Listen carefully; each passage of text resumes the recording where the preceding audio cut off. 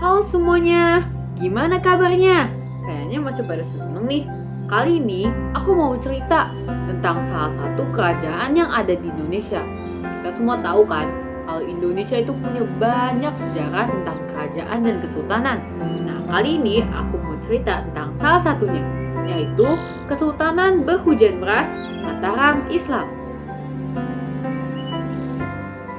Kesultanan Mataram Islam adalah salah satu kesultanan terbesar di Jawa pada masanya.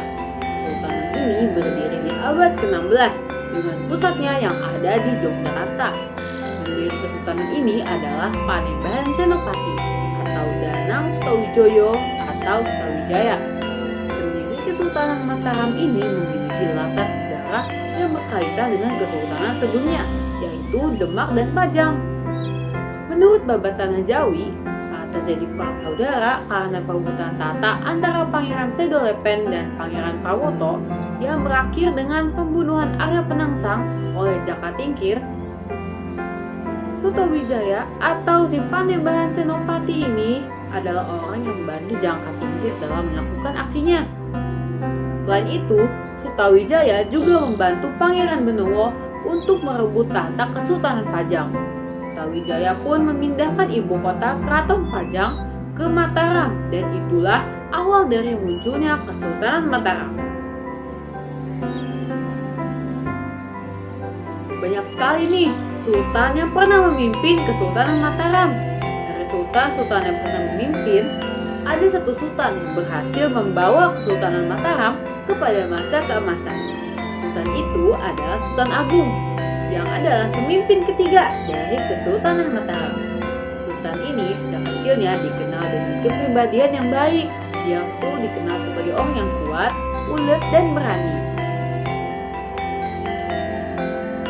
Dalam mencapai puncak kejayaan, pasti banyak dong hal-hal yang Sultan Agung lakukan. Berikut aku kasih tahu dulu ya.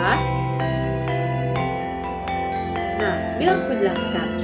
Yang pertama, ia meningkatkan kekuatan militer Kesultanan Mataram secara fisik dan mental.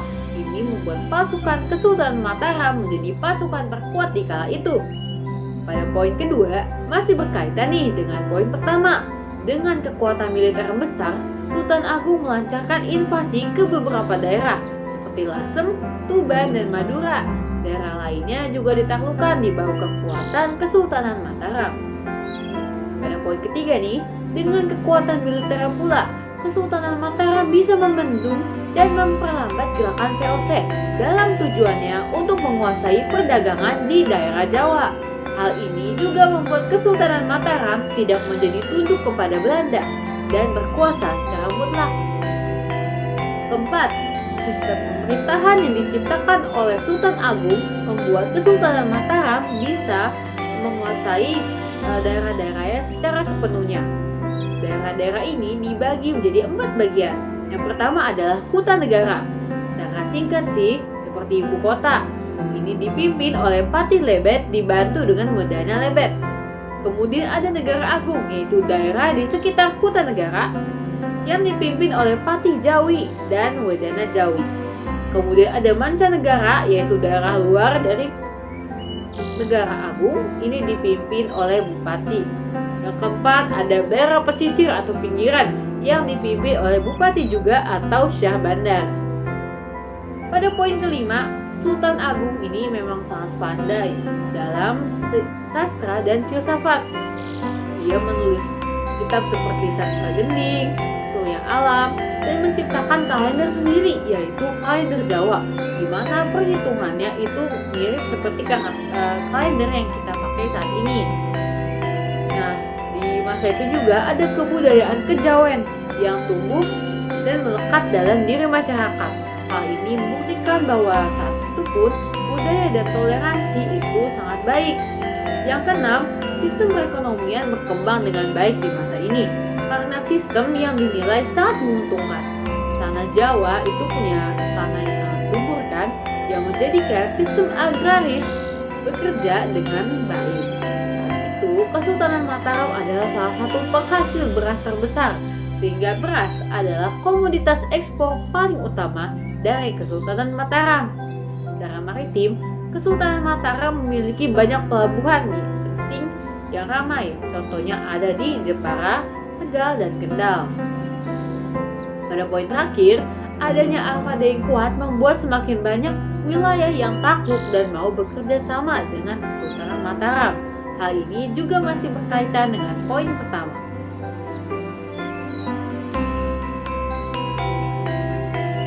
Selanjutnya, aku mau bahas lebih banyak tentang kehidupan ekonomi dari Kesultanan Mataram Islam.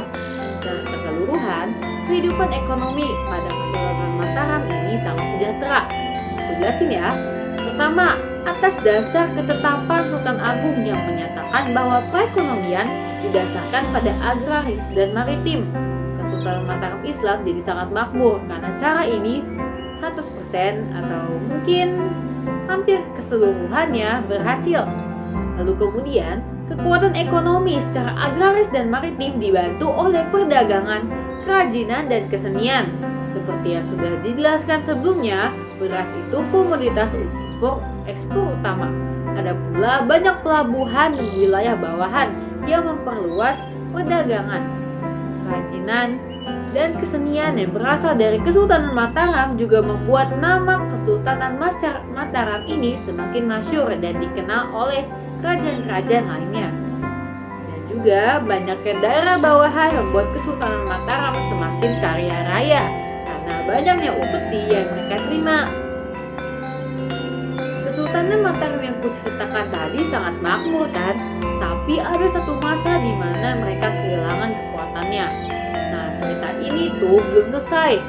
Setelah Sultan Agung memegang tahta selanjutnya nggak bisa mempertahankan tongkat kekuasaannya, yaitu Amangkurat I, yang adalah sultan yang dikenal jahat dan kejam.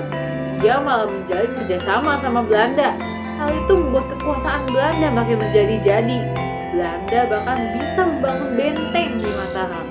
Hal itu membuat negara-negara bawahan Mataram ini jadi besar, jadi takut, jadi nggak percaya lagi sih sama kekuatan dari Mataram. Mereka pun akhirnya memberontak dan pergi. Lalu setelah Amangkurat I, Amangkurat II menjadi sultan selanjutnya. Dia juga nggak bisa mengembalikan keadaan. Amangkurat II ini juga memiliki hubungan yang baik dengan Belanda. Setelah akhirnya Belanda menguasai hampir seluruh daerah Mataram, Amangkurat II lari, melarikan diri dan memindahkan ibu kota dari yang pertama Kota Negara ke Kartasura. Sultan selanjutnya bergantian memimpin, tapi tidak ada yang bisa mengembalikan keadaan ke kondisi semula. Tapi ada satu sultan yang benar-benar melawan. Inilah Amangkurat III. Amangkurat III sempat menentang VOC, tapi ia malah mendapatkan perang saudara karena VOC mengangkat Pakubuwana I sebagai sultan. Jadi saat itu ada dua sultan yang saling berebut tahta.